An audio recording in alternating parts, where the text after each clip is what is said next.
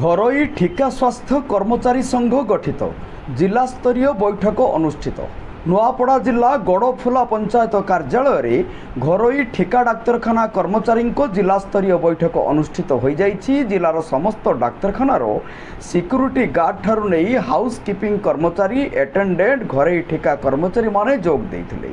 एही बैठक में जितेंद्रनाथ साहू अध्यक्षता करिथिबा बेले सीआईटीयूर साधारण संपादक टुलू बाबू कर्मचारी हक अधिकार सामाजिक सुरक्षा ईपीएफ और ईएसआई उपरे कर्मचारी माननको अवगत कराइथिले।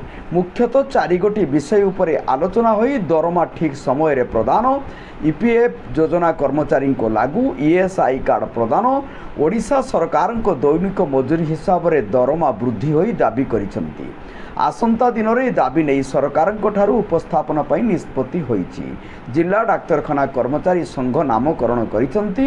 एही बैठक में नंदकिशोर साहू, पद्मलोचन शबर, नंदकुमार डुंगुरी, ललित कुमार माझी, केशव दलपति, जितेंद्र नायक, कुलदीप राउत, रतनलाल माझी, मनोरंजन बारिक, मोहर रणा, इंद्र माझी प्रमुख जोग देइथिले। नुआपड़ा जिल्लारू परमेश्वर मेहर रिपोर्ट, जनता एक्सप्रेस।